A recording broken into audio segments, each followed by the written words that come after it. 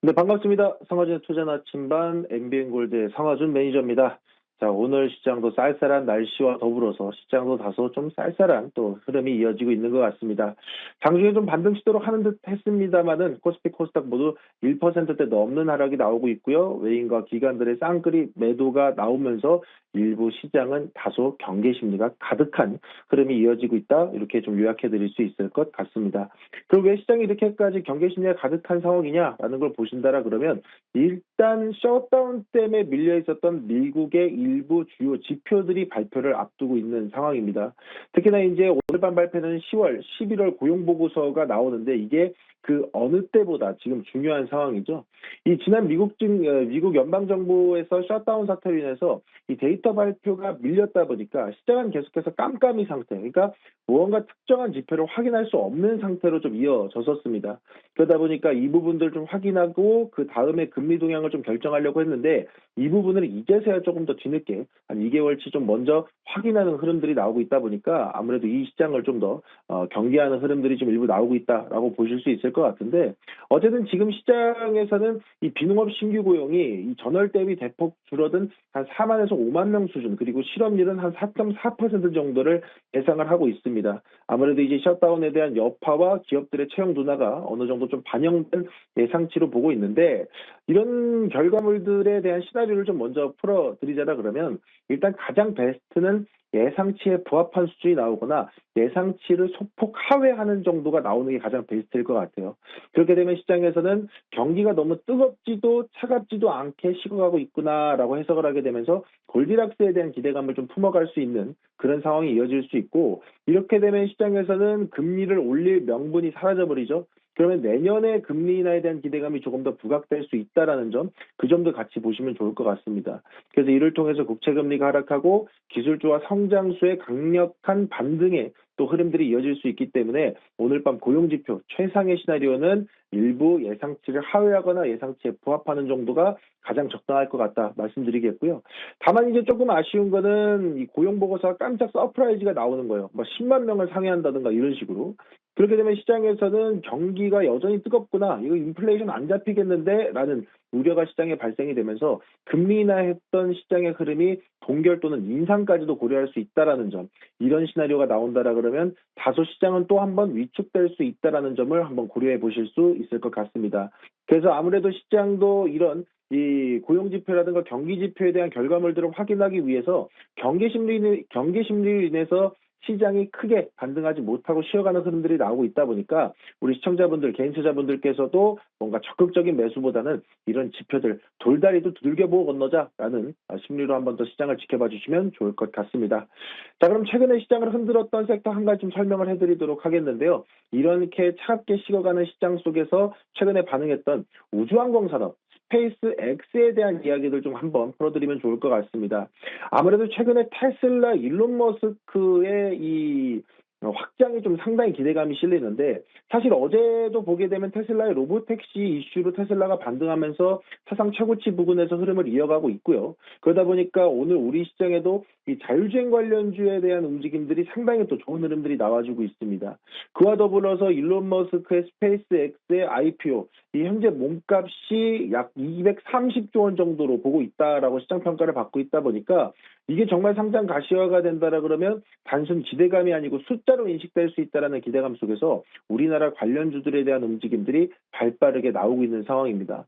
하지만 제가 보는 관점에선 이 우주항공주에 대한 부분들, 특히나 오늘 자율주행에 관련된 재료들이 붙는 것도 우리나라 일부 기업들의 수혜주가 연결은 돼 있습니다만은 반드시 옥석 가리기가 필요하다라는 점.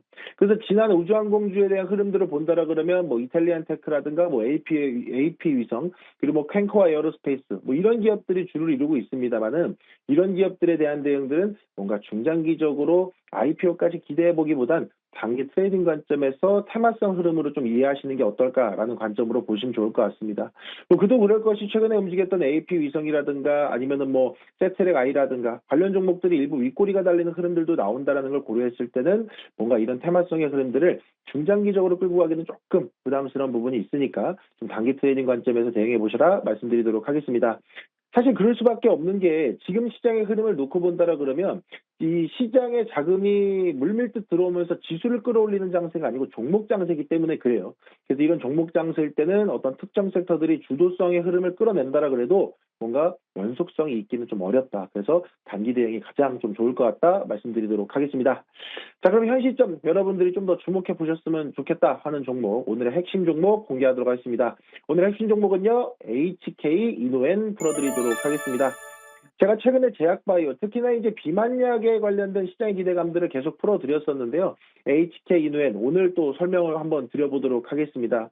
사실 HK 이노엔은요, 여러분들이 속이 쓰릴 때 병원에 가면 가장 많이 처방을 받는 이 K캡을 만든 회사다라고 보시면 될 것 같습니다.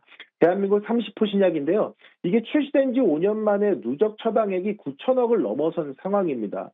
제가 항상 말씀드리는데 제약바이오 기업, 너무 좋은 기업들이 많지만 항상 이 제약바이오 기업들은 주가가 기대감을 먹고 사는 흐름들이 나오잖아요. 근데 제가 그런 상황 속에서 이왕이면 좀 현금 창출 능력 있는 기업들을 보셔도 좋다라고 말씀드렸는데 HK 이노엔이 이 K캡을 통해서 현금 창출 능력이 있다라는 것을 입증하고 있는 기업이다. 이거 한번 좀 포커스 맞춰보시면 좋을 것 같고요. 그 다음에 이제 최근에 미국 시장에 대한 진출을 또 꾀하고 있습니다. 미국 파트너사와 미국 FDA 허가를 또 앞두고 있는 상황이다 보니까 이게 승인이 나고 시장 진출한다라 그러면 2026년에 약 7천만 명의 환자가 고객층이 확보가 되는 겁니다.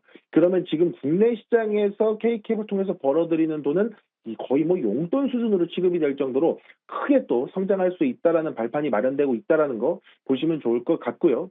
게다가 이제 어제 나온 이슈가 저는 좀 더 주목해 볼 만한 게 HK 이노엔이 K캡에 대한 기술 이전을 계약 맺었던 일본의 라컬리아라는 기업이 있습니다. 사실상 K캡의 스승이라고 보시면 되는데 HK 이노엔이 이 라컬리아의 지분을 인수하면서 최대 주주 자리에 등극을 했습니다. 그리고 K캡에 대한 일본 내 사업권까지 가져오게 됐죠. 그 얘기는 뭐 흔히 얘기해서 청출어람이라고도 이야기할 수 있겠습니다. 어쨌든 K캡에 대한 기술 이전을 받아오고 로열티를 주던 회사였는데 이제는 실제 시장에 진입해서 사업할 수 있는 이 자리까지 지위까지 확보했다라는 점에서 저는 시장 확장에 대한 기대감 충분히 더 열어놔도 좋다 말씀드리도록 하겠습니다. 그래서 현 시점에서는 제약바이오 기업들이 다소 좀 쉬어가는 움직임들, 개별 종목들의 움직임이 많이 나오고 있습니다만은 이 순환매가 이어진다라 그러면 저는 HK 이노엔에 대한 K캡의 현금 창출 능력과 미국과 일본 시장 진출에 대한 이 시장 다변화에 대한 재료들도 충분히 주가에 반영될 만하다라는 말씀 드리도록 하겠습니다. 그래서 매수가는 현재가도 충분히 가능하겠고요. 단기 목표가, 1차 목표가는 57,000원 선, 그리고 손절가는 44,000원 선 제시드리도록 하겠습니다.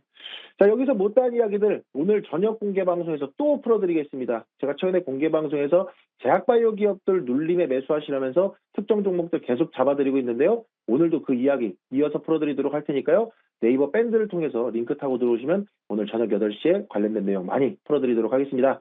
자, 그럼 저는 내일 또 인사드리도록 하겠습니다. 남은 시간 증시탱과 함께 성공 투자하시길 바랍니다. 이상입니다.